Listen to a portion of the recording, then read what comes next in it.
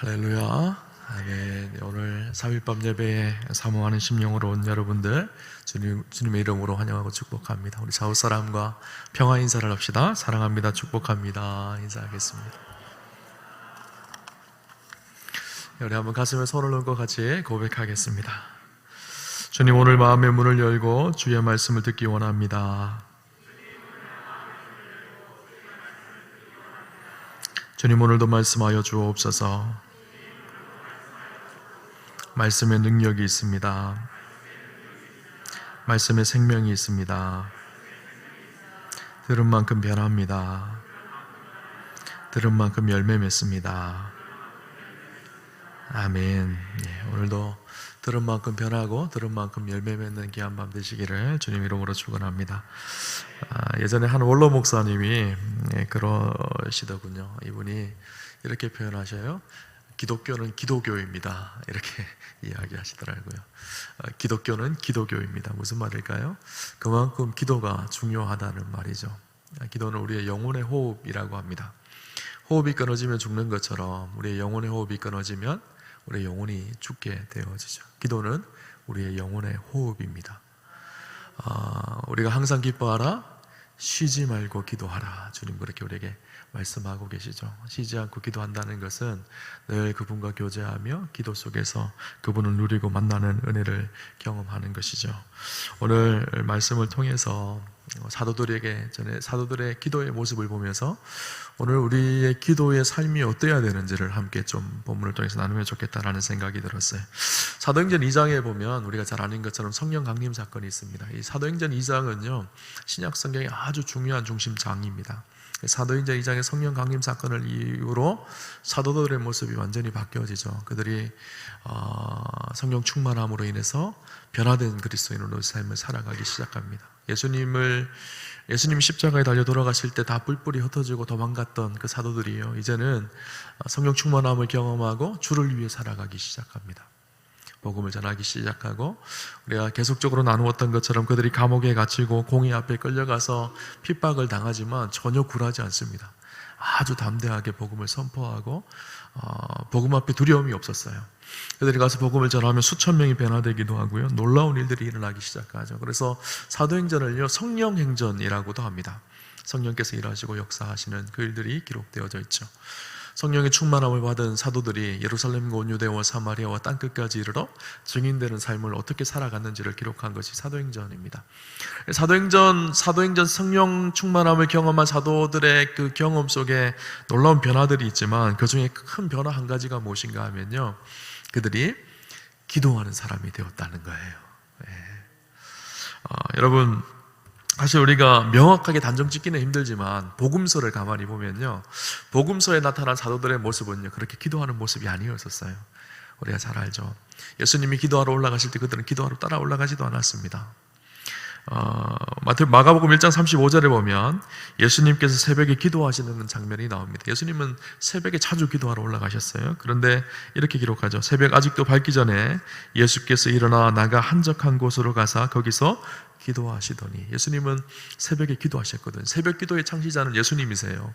예수님이 기도하셨어요. 그런데 그 예수님이 기도하는 그 자리에 제자들도 함께 있었을까요? 아니에요. 그 다음에 36절을 보면요 어떻게 기록하는가 하면 이렇게 기록합니다. 시몬과 및 그와 함께 있는 자들이 예수의 뒤를 따라서 만나서 이르되 모든 사람이 주를 찾나이다. 무슨 말인가 하면요, 예수님은 혼자 기도하고 계셨어요. 그런데 다른 제자들은요 집에 있었어요.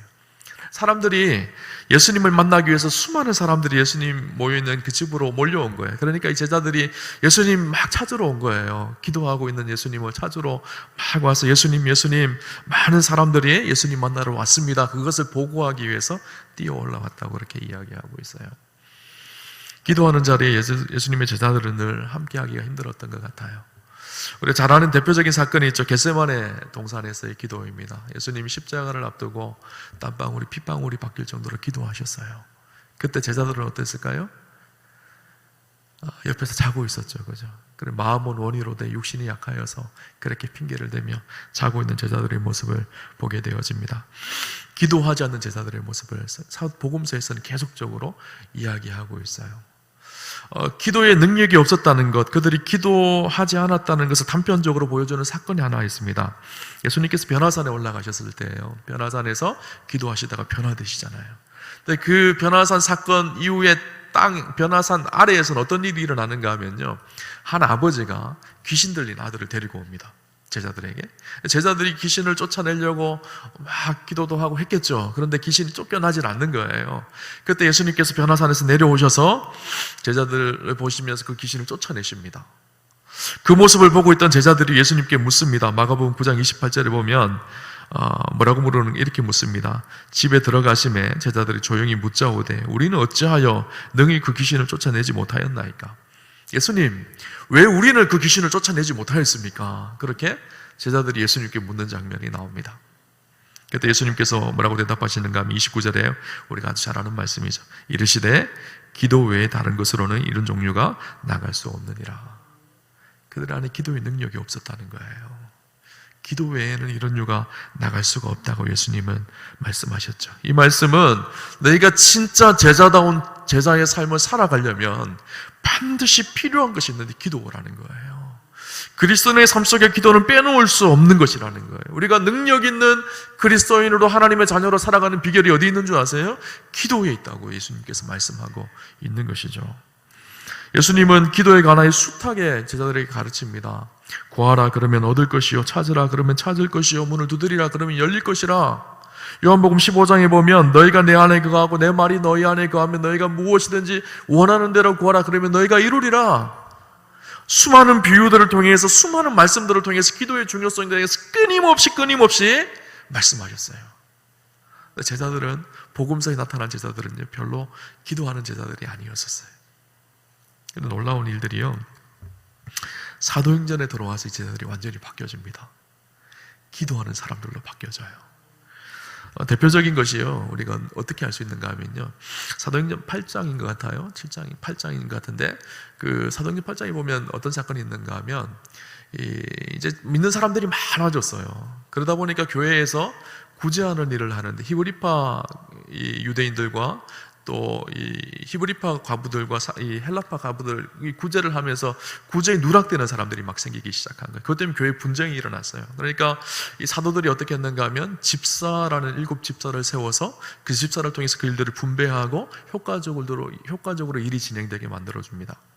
그러면서 그렇게 집사님들을 세우면서 그들에게 그 사역들을 위임하면서 사도들이 뭐라고 했는가 하면 이렇게 이야기합니다. 사도행전 6장 4절을 보면 우리는 오로지 기도하는 일과 말씀 쌓에게 힘쓰니라 하니. 사도들이 해야 될 본분이 무엇인지를 이제 알게 되어진 거예요.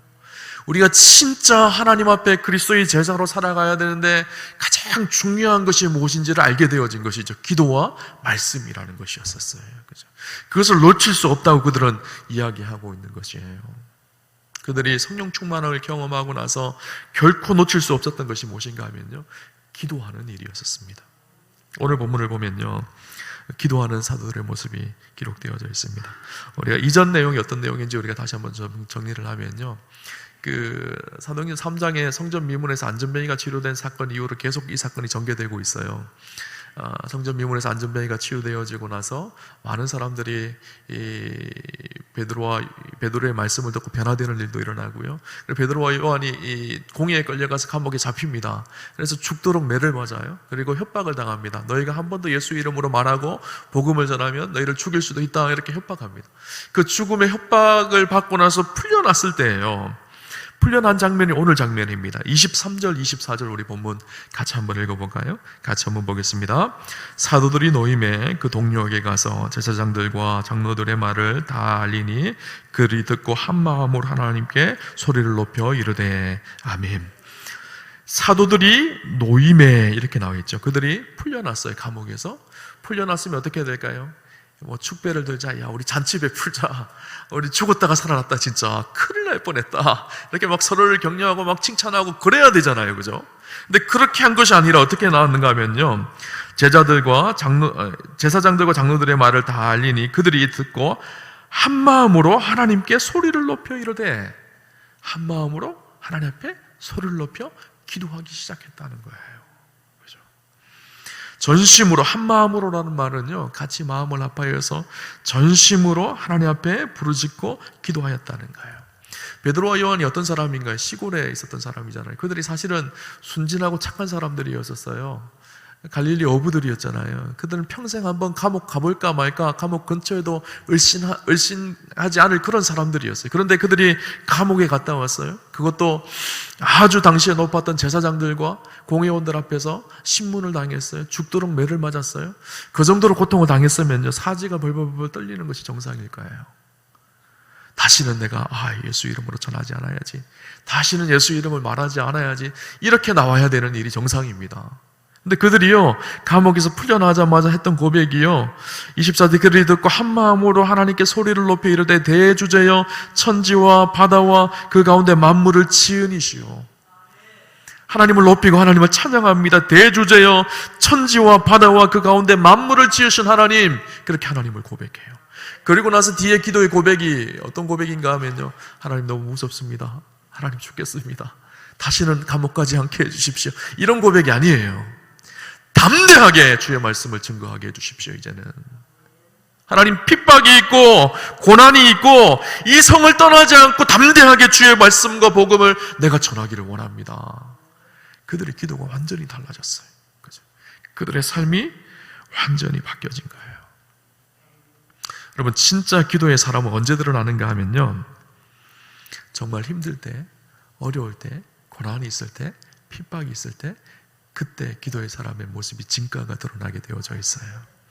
평상시에 좋을 때는요, 다 좋은 신앙인처럼 보여집니다. 그러나 위기가 찾아오고 어려움이 찾아오고 고난이 찾아오면 그때 이 사람이 진짜 기도하는 사람인지, 진짜 하나님의 사람인지, 하나님을 의지하며 믿음으로 사는 사람인지가 드러나게 되어져 있어요. 나름대로는 신앙생활 잘 해왔다고 자부심을 가지고 으스대며 그렇게 살아가지만 고난이 찾아왔을 때 속절없이 무너지는 사람들을 얼마나 많이 보는지 모릅니다. 너무너무 두렵고 이 강물에 떠내려가면 지푸라기 하나라도 덜덜 떨리는 심정으로 잡으려고 하는 그런 모습으로 세상 속에 살아가는 그리스도인들이요, 고난 속에서 얼마나 많은지 몰라요. 진짜 믿음을 가진 사람, 진짜 기도의 사람은요, 언제 드러나는가? 위기의 때에 드러납니다. 위기의 때에 하나님의 뜻을 바라보고 그 뜻 앞에 순종하며 믿음으로 살아가는 사람들, 그런 사람들이 기도의 사람이죠. 어려울 때 친구가 진짜 친구라는 말이 있듯이 어려울 때 믿음이요, 진짜 믿음인 거예요. 오늘 사도들의 모습 속에 이들이 진짜 그리스도인으로, 진짜 믿음의 사람으로 어떻게 살았는지를 우리는 볼 수가 있어요. 기도했던 기도의 사람들이 어떻게 살아가는지를 우리가 알 수가 있는 것이죠. 오늘 제자들은 도대체 어떻게 이렇게 기도의 사람들이 되어졌을까요? 도대체 이들은 어떻게 이 기도 속에서 진짜 기도의 그 맛을 느끼며 누리며 그렇게 살 수가 있었을까요? 제가 들었던 몇 가지를 함께 나누면요, 첫째는요, 그들은 예수님께로부터 배운 기도의 삶을 기억하며 실천하였을 것입니다.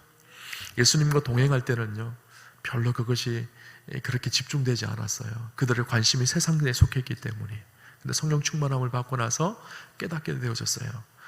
이제 예수님이 없는 그 빈자리를 우리가 어떻게 채워가며 하나님 나라를 어떻게 이루어갈 수 있을까? 깊이 고민하면서 그들이 발견한 것이 무엇이었을까요? 예수님께서 기도하는 삶을 사셨던 그 모습을 생각했을 거예요.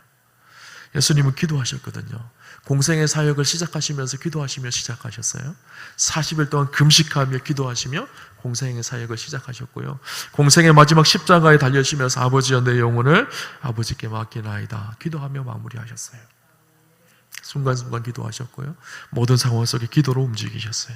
예수님의 사역의 능력이 기도에서 나온다는 사실을 제자들은 알게 되어졌던 거예요. 예수님을 본받아서 기도를 배우기 시작했고 기도를 훈련하기 시작했을 것입니다. 예수님은 늘 기도로 당신의 메시아의 사명을 겸손히 유지하셨어요. 누가복음 5장 15절에 보면요, 이렇게 기록합니다. 예수의 소문이 더욱 퍼짐에 수많은 무리가 말씀도 듣고 자기 병도 고침을 받고자 하여 모여오되 예수는 물러가서 한적한 곳에서 기도하시니라. 많은 사람들이 예수님 앞에 몰려왔어요. 그럼 예수님 빨리 그 사람들 치료해야 될 거 아니에요. 그런데 바쁠수록 예수님 어떻게 하셨다고요? 기도하셨어요. 그렇죠? 우리는 바쁘면 뭐 하죠? 바쁜 일 빨리 처리해야 되잖아요. 그죠? 바쁠수록 여러분 기도하셔야 돼요. 일이 분주할수록요, 기도하셔야 돼요. 어떻게 보면 우리 그리스도인들에게 제일 안 어울리는 말이요, 바쁘다는 말이에요. 목사가 제일 하지 않아야 될 말이요, 바쁘다는 말이라고 합니다. 무슨 말일까요? 바쁘다는 것은 분주하다는 말이거든요. 바쁨 속에 기도를 잃어버렸다는 말이거든요. 예수님은요, 바쁘시지 않으셨어요. 늘 기도하셨어요. 오병이어 사건 후에 수많은 사람들이 예수님을 왕으로 막 칭송했습니다. 우리의 임금이 되어 주십시오. 우리의 왕이 되어 주십시오. 그때 예수님 어떻게 하죠? 산으로 한적한 곳으로 가셔서 기도하셨어요. 손을 흔들면서 내가 왕이 돼야 됩니까? 악수하고 막 사람들을 그러지 않으셨어요. 세상의 즐거움과 세상의 환호에, 세상의 박수에 동의되지 않으셨어요. 한적한 곳으로 가셔서 기도하시며 겸손하게 자기를 낮추시고 당신에게 주어진 십자가의 길을 묵묵하게 걸어갔어요. 그죠?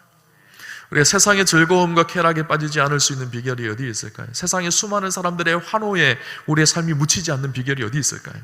그 속에서도 겸손하게 살아갈 수 있는 비결이 어디 있을까요? 기도 속에 있어요.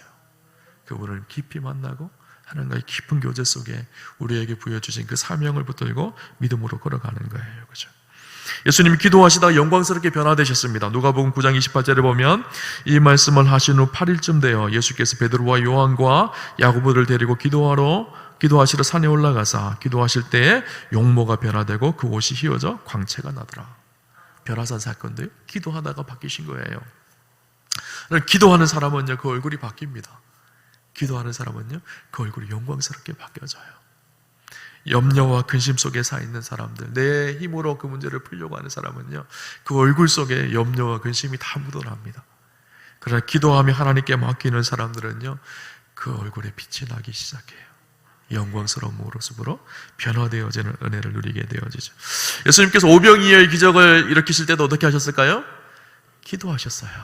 보리떡 5개와 물고기 2마리 들고 하늘에 우러러 축사하시고 기도하셨어요. 기도하니 그 음식이요, 기적의 음식이 되어진 거예요. 죽은 나사로를 살릴 때도 어떻게 하셨을까요? 기도하셨어요. 예수님의 모든 사역은요, 기도의 사역이었어요. 우리가 얼마나 교회를 오래 다니고 얼마나 많은 연륜이 있고 얼마나 많은 신학적 지식이 있고 얼마나 많은 성경적 지식이 있느냐가 중요한 것이 아니라 오늘 내가 정말 기도하며 그분을 의지하고 신뢰하며 믿음으로 살아가고 있느냐, 이것이 우리 삶 속에 진짜 능력이 된다는 사실을 기억하셔야 합니다. 여러분, 기독교는요, 기도교회예요. 기도하며 그분과 교제하며 그분으로 주신 은혜를 누리며 오늘도 그 능력으로 살아가는 사람들, 그들이요, 그리스도인이에요.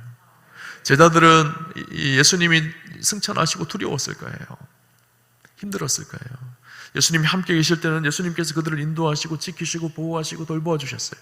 예수님의 사역을 예수님께서 하셨어요. 그런데 예수님이 승천하시고 나셔서 이제 그 사역을 제자들이 감당해야 되는데 그 비결이 그들은 기도라는 사실을 알게 되어진 것이죠. 그래서 기도하기 시작했어요. 하나님 앞에 기도하면서 하나님의 교회를 세워가고 하나님의 뜻을 이루어 갔던 것이죠. 그렇죠? 여러분, 우리는요, 예수님을 따르는 사람들입니다. 예수님의 제자가 되기를 원하잖아요. 그죠? 그러면 어떤 삶이어야 될까요? 마땅히 우리 스승 되신 주님이 하신 그 걸음을 뒤따라가는 사람이에요. 우리 예수님 하신 대로 기도하는 사람이 되어야 합니다. 여러분, 시작할 때도 기도하시고요, 끝낼 때도 기도하셔야 돼요. 하루를 시작할 때 새벽에 기도하셔야 되고요, 밤에 침실을 드시면서 기도하셔야 됩니다. 어떤 일들을 시작할 때 기도로 시작하셔야 되고 기도로 마치셔야 돼요. 이것이요, 우리 그리스도인의 삶인 것이죠. 그죠? 두 번째는요, 제자들이 기도의 능력을 체험하게 되었기 때문이에요. 이런 말이죠. 기도의 맛을 알게 되어진 거예요. 기도 속에 하나님께서 어떻게 일하시는지를 경험하게 되어진 거예요. 대표적인 사건이 뭘까요? 사도행전 2장의 성령 강림 사건입니다. 예수님께서 예루살렘을 떠나지 말고 예루살렘에서 오실 그분을 기다리라, 그렇게 말씀하셨어요. 그들이 마가의 다락방에서 오실 성령님을 기다립니다. 어떻게 기다렸죠? 기도하며 기다렸어요. 오직 기도에 힘쓰며 기다렸습니다. 사도행전 1장 14절에 보면 이렇게 기록하고 있습니다. 여자들과 예수의 어머니 마리아와 예수의 아우들과 더불어 마음을 같이하여 오로지 기도에 힘쓰더라. 마가의 다락방에 모여있던 성령님 오심을 기다리고 있던 그들이 했던 일이 무엇인가 하면요, 기도에 힘쓰더라. 간절히 기도하며 하나님을 찾았어요. 그때 성령이 이 불같이 임하는 그런 놀라운 은혜를 바람 같은 모습으로 불의 혀같이 갈라지는 모습으로 임하시는 성령님을 그들은 경험하게 되어집니다. 지금까지 한 번도 체험해보지 못한 놀라운 신비와 은혜를 그들은 기도 속에서 체험하게 되어진 거예요. 그리고 그들이 어떻게 하죠? 그 다음부터 삶이 바뀌기 시작했어요. 이제는 아주 담대해집니다. 모든 두려움이 사라지고요, 기쁨과 용기가 생기기 시작합니다. 당장 나가 수많은 순례자들 앞에서 담대히 복음을 전하기 시작하죠. 그 복음을 듣고 변화된 사람이 예루살렘에 3,000명이 되었다고 성경은 기록해요. 그들이 놀라운 은혜를 진짜 체험한 것이죠. 기도 속에 성령 충만함을 받고 수많은 사람들이 회심하고 변화되어지는 이 과정들을 지켜보면서 기도가 진짜 능력이구나, 이것을 깨닫게 되어진 것이죠. 여러분, 음식도 맛을 본 사람이요 더 잘 먹게 되어져 있어요. 그죠? 해본 사람이 더 하게 되어져 있습니다. 기도도 마찬가지예요. 기도 속에 하나님의 은혜를 체험한 사람, 기도 속에 하나님의 은혜를 누리는 사람들, 그들이요 기도의 용사들이 되어지는 것이죠. 그들은 기도가 가지고 오는 놀라운 능력을 체험하고 누렸습니다. 그리고 나서 날마다 기도하기 시작한 거예요. 제자들이 모였을 때마다 기도하기 시작하고 시간을 정하여서 기도하였습니다. 그 대표적인 것이요 사도행전 3장에 나옵니다. 1절 2절에 보면, 우리 사도행전 3장 잘 아시죠? 성전 미문의 안전뱅이를 치료한 사건이에요. 그 사건이 어떻게 기록하는가 하면 1절 2절 우리 같이 한번 읽어볼까요? 같이 보겠습니다. 제9시 기도 시간에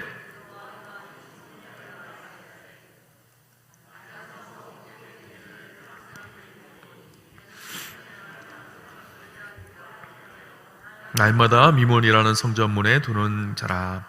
제9시 기도 시간에 그들이 시간을 정하여서 하나님 앞에 기도했다는 거예요. 기도의 은혜를 경험하게 되니까요, 기도하는 것이 중요성을 알게 되어집니다. 그러니까 그들이 했던 한 방법이요, 시간을 정하여서 그 시간은 기도하는 시간, 아무리 바쁘더라도 이 시간을 하나님 앞에 기도하는 시간으로 시간을 떼어드리기 시작했다는 거예요. 여러분, 우리의 삶 속에요 기도하는 시간을 정하셔야 합니다. 이 시간을 하나님 앞에 내어드려서 내가 하나님과 깊이 교제하는 기도의 시간이라고 시간을 작정하는 것이 참 중요하죠. 기도의 능력을 맛보고 기도의 은혜를 맛본 사람들은요 기도하지 않을 수가 없는 것이죠. 기도를 체험하고 기도를 누리는 사람들인 것이에요. 기도의 능력이 어디서 올까요? 오늘 성경은요 그렇게 이야기합니다. 그들이 고백하는 하나님이 어떤 분이신지를 이야기하는데요, 24절에 보면 이렇게 얘기하죠. 그들이 듣고 한 마음으로 하나님께 소리를 높여 이르되 대주제여 천지와 바다와 그 가운데 만물을 지으니시오. 하나님이 어떤 분이신가 하면 대주제이시고 천지와 바다와 그 만물을 지으신 하나님, 이렇게 고백하고 있죠.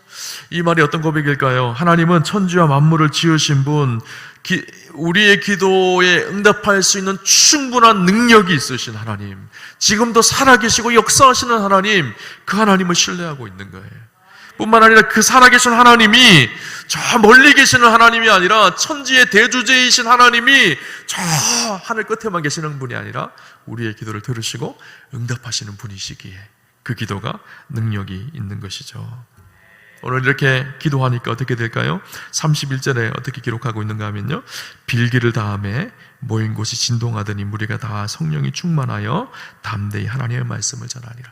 이렇게 기도를 다 끝내니까 어떻게 땅이 진동하고 흔들렸다는 거예요. 하나님이 일하시고 역사하시고 기도의 응답이 그들의 삶 속에 나타났다는 것을 이야기하고 있는 것이죠. 하나님은요 우리의 기도를 들으시는 분이세요. 그 하나님은 능치 못할 일이 없으시는 분이세요. 그리고 그 기도 속에서 응답하시고 일하시는 분이세요. 아니, 우리가 생각하고 우리가 구하는 것보다 훨씬 더 큰 일을 이루시는 분이 하나님이세요. 사도 바울은요 그 하나님을 이렇게 고백합니다. 에베소 3장 20절에 보면 우리 가운데 역사하시는 능력대로 우리가 구하거나 생각하는 모든 것에 더 넘치도록 능히 하실 일. 하나님 어떤 분인가 하면요, 우리가 생각하는 모든 것에 더 넘치도록 능히 하시는 분, 우리가 구하는 것보다 훨씬 더 놀라운 일로, 더 기가 막힌 일로 능히 일하시는 하나님, 그렇게 고백하고 있어요. 여러분, 우리가 마땅히 기도해야 될 이유가 있습니다. 하나님 우리의 기도를 들으시고 우리가 기도하는 것보다 능히 더 큰 것으로 놀랍게 행하시는 분이 우리 하나님이세요. 하나님은요, 하나님이 여전히 하나님의 뜻을 우리를 통해서 이루어 가시고 그 일들을 행하시는 하나님이십니다. 유명한 설교가인 템플 목사님이 한 번은 이런 경험이 있었다고 합니다. 이분이 캠브리지 대학에서 채플에서 설교할 기회가 생기셨대요. 타고난 설교가였거든요. 그래서 어떤 설교를 할까? 이 캠브리지 대학이 세계 최고의 지성인들이 모여있는 곳이라고 하는데 그곳에서 어떤 말씀을 전하면 좋을까 고민을 했었어요. 한참 고민을 하다가 하나님 주신 마음이 그들에게 기도를 가르쳐라 라는 것이었어요. 그들이 머리도 좋은데 하나님과 동행하며 기도하는 삶을 알면 얼마나 그들이 복된 삶을 살 것인가, 그 꿈을 가지고 열심히 설교를 준비했습니다. 근데 당시 캠브리지 대학에는 이 지성주의가 편바했었어요. 그러니까 그 설교 제목이 뭐셨는가 하면 기도에 응답하신 하나님이었는데 이 학생들이 다 이 기도 제목을 싫어하는 거예요. 이분이 그러나 열심히 설교를 했습니다. 말씀을 전하고 우리의 기도에 하나님이 응답하십니다. 그렇게 열심히 설교를 했어요. 설교가 끝나고 한 청년이 목사님을 찾아왔어요. 목사님께서는 이 과학의 시대에 아직까지도 기도의 응답이란 미신 같은 소리를 믿고 계십니까? 우연의 일치를 가지고 그리스도인은 기도의 응답이라고 주장하는 것이 아니겠습니까? 이렇게 물었어요. 목사님 그거 믿으세요? 우연의 일치 아닌가 이 기도의 응답이? 그렇게 물었던 거예요. 그러자 이 템플 목사님이 이렇게 대답합니다. 기도가 우연의 일치라고요? 우연의 일치도 모릅니다. 그런데 학생, 이상한 일이 있습니다. 내가 기도를 그치면 그 우연도 그쳐버리고 만나는 사실입니다. 그러니 기도가 얼마나 중요한 일입니까? 여러분, 하나님 우리의 기도 속에서 일하시고 계세요. 우리의 기도를 통해서 하나님의 역사를 써가시고 계시고 하나님의 뜻을 이루어가고 계신 것이죠. 여러분, 기도하는 일을 놓치지 않으셨으면 좋겠어요. 바쁘면 바쁠수록 더 기도하셨으면 좋겠고요. 여러분, 모든 일의 시작과 끝을 기도로 맺으셨으면 좋겠어요. 힘을 다해서 기도하시고 부르짖어 기도하시고 때때로는 묵상하며 눈물로 기도하시고 기도의 맛을 아는 축복이 우리 우암교회 성도님들과 함께하기를 주님 이름으로 축원합니다. 마지막 오늘 제자들의 기도의 모습 중에 한 가지 볼 수 있는 것이 무엇인가 하면요, 그들의 기도가요 훨씬 더 성숙된 기도로 변화되어져 있는 모습을 보게 되어져요. 원래 제자들이 예수님과 함께 다닐 때 예수님께 끊임없이 구했던 그들의 기도의 요구는 무엇이었는가 하면요, 예수님 내가 높아지기를 원합니다, 이것이었거든요. 예수님이 갈릴리에서 예루살렘으로 올라가시고 십자가를 지시면서 갈 때 야고보와 요한이 옆에서 뭐라 그러죠? 예수님이 임금이 되시면 한 명은 좌편에 한 명은 우편에 앉게 해주십시오. 그렇게 이야기하기도 하고 제자들 서로 싸웁니다. 누가 크냐 막 싸우고 있어요. 그들의 요구는요 지극히 세상적인 것들이었었어요. 그런데 사도행전을 넘어가고 성령 충만함을 경험하고 그들의 인생 가운데 기도의 변화가 일어났어요. 그 기도의 변화가 무엇인가 하면요, 제자들의 기도가 주님의 뜻을 구하는 기도로 바뀌어졌다는 사실이에요. 그죠? 우리가 처음 믿음 생활할 때는 우리의 기도도 그렇습니다. 세상적인 것, 우리 욕심적인 것들을 구할 때가 참 많아요. 그러나 우리의 믿음이 성숙하면 성숙할수록 변화되어질 우리의 기도의 방향은요, 주님의 뜻을 찾는 기도여야 합니다. 주님의 뜻이 무엇인지를 바라보는 것, 주님의 뜻을 구하는 기도. 오늘 본문 28절에서 30절 말씀 우리 같이 한번 읽어보도록 할게요. 같이 한번 보겠습니다. 하나님의 권능과 뜻대로 이루려고 예정하신 그것을 행하려고 이 성에 모였나이다. 주여 이제도 그들의 위협함을 굽어 보시옵고 또 종들로 하여금 담대히 하나님의 말씀을 전하게 하여 주시오며 손을 내밀어 병을 낫게 하시옵고 표적과 기사가 거룩한 종 예수의 이름으로 이루어지게 하옵소서 하더라. 아멘. 그들이 했던 기도의 제목이 담겨져 있어요. 기도의 제목이 무엇인가 하면요, 하나님의 권능과 뜻대로 이루려고 예정하신 그것을 행하려고 이 성에 모였습니다. 하나님, 우리가 이 성에 모였습니다. 이 성에 모인 이유가 하나님의 뜻을 행하기 위해서입니다. 이 성에 모였으면 그들은 핍박이 있거든요. 지금 고난이 있거든요. 어려움이 있거든요. 그런데 그들이 어떻게 선포하는가 하면요, 종들로 하여금 담대히 하나님의 말씀을 이곳에서 선포하게 해주십시오. 이 땅 가운데 주님의 뜻이 이루어지게 나를 사용해 주십시오. 내가 핍박을 받고 고난을 받고 어려움을 당하지만 이곳에 담대하게 주의 말씀을 증거하게 해 주십시오. 이곳에 손을 내밀어서 연약한 자들을 치유하고 그들에게 하나님 나라가 임하는 그 일들을 위해서 나를 사용해 주십시오. 예수의 이름으로 하나님 놀라운 일들이 일어나게 해 주십시오. 그들의 기도가 바뀌어졌어요. 그 전에 그들의 기도는요, 자기를 위한 기도였었어요. 자기의 욕망을 채우는 기도였었어요. 근데 이제는 그들의 기도는요, 자기들의 욕망이 채우는 기도가 아니라 하나님의 뜻을 구하는 기도로 바뀌어졌던 거예요. 여러분, 오늘 우리도 마찬가지입니다. 하나님이 기뻐하시는 뜻대로 구하는 기도, 그 속에 하나님이 일하시는 은혜가 있는 것이죠. 우리의 기도에도 하나님은 역사하시고 땅이 진동한다고 오늘 본문에 나와 있던 것처럼 그런 믿음의 역사가 있기를 주님 이름으로 축원합니다. 우리의 기도가요 보다 성숙한 기도로 바뀌어 주셔야 돼요. 그죠? 교회 다닌 지 10년이 지나고 20년이 지났는데도 늘 아직도 뭐 주십시오 하는 기도에 머물러 있으면 안 돼요.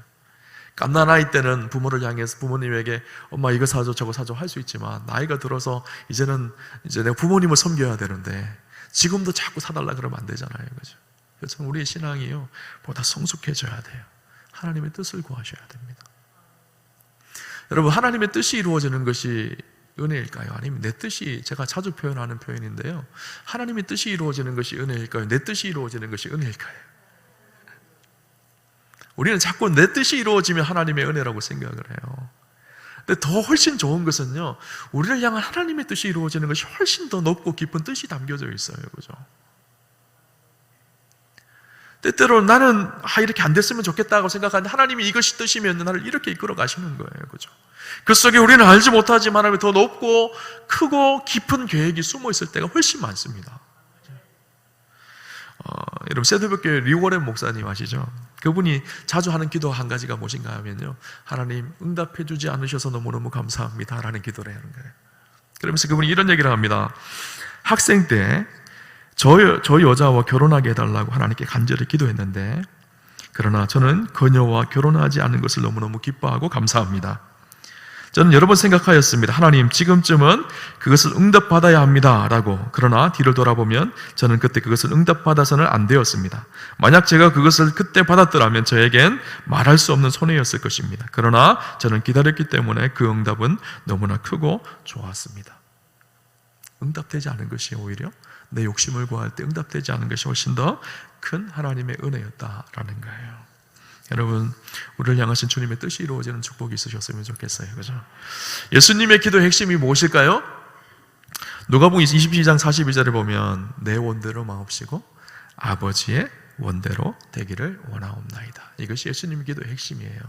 예수님 사실 이 하나님의 아들이시잖아요. 그죠? 삼위일체 하나님이세요. 그런데 그 하나님이신 예수님이 왜 굳이 기도를 하셨어야 될까요? 그런 생각 안 해보셨나요? 하나님이신데 그분이 하나님의 아들로 이 땅에 오셨는데, 예수님의 기도는요, 우리의 육신의 무엇을 채우기 위한 기도가 아니셨어요. 예수님은 인간의 몸을 입고 있잖아요. 육신 안에 제한되어서 거하셨어요. 예수님도 똑같이 우리와 같이 배가 고프셨어요. 예수님도 똑같이 고난이 있으면 힘드셨어요. 예수님도 잠을 못 주무시면 피곤하셨어요.